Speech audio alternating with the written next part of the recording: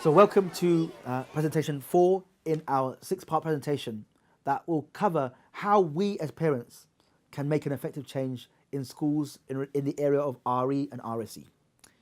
So far we've covered the changes to sex relationship education in school, what the guidance says about the involvement of parents in schools, as well as how we approach schools. And in this presentation we'll really cover the types of questions you need to ask to the head teacher or the key influences in your child's school. So firstly, we need to understand who are the key decision makers in your children's school. The key decision makers are the head teacher and the chair of governance, who is the lead member or the lead the person in charge of the governing board. So it's very important that we approach those people in the first instance. If you approach your child's teacher may be able to give you some information, but they're not going to be able to make a decision or get you involved in the process of how to shape these subjects in the school. That's the domain of the head teacher and the chair of governance. So you can either have this interaction and ask these questions in a conversation or through email or a letter. Now it's very important that some of the interactions with the head teacher are in writing so that we can have a paper trail for future reference. Some of the questions that you need to ask your head teacher and chair of governors are: which organizations are going to be involved in shaping or in advising the school and in terms of how these subjects are going to be taught from September 2020. Now, the organization a school is advised by will shape what is taught, which resources are used, and also how far from your values the final program will be.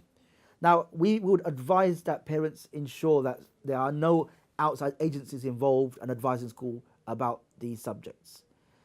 Now, number 2, what resources will be used? Now, even if there's no outside agency that's involved in advising the school may use resources that are inappropriate. It's important that you have a conversation with your child's school, with the head teacher or the chair of governors to make them understand what you consider to be inappropriate. So there may be explicit images used in certain lessons that you think these are not appropriate for our children to be shown. It could be that some topics are delivered too early and you think that something's delivered in year 1 which should be delivered maybe in year 5 or year 6. And also maybe there's too much information in a particular year group. You say actually there's too much, maybe we could spread that out to the later year groups. And also it may be promoting sexual decision making as though they are facts or moral when they are not. So sometimes schools will teach different relationships in a way which seems as though this is a fact, but actually it's an opinion. And so we need to make sure that schools make a clear distinction between what are facts and what are values, and values are opinions. Now, the third question is how will the school meaningfully consult parents? We need to ask the school to engage in a consultation with parents.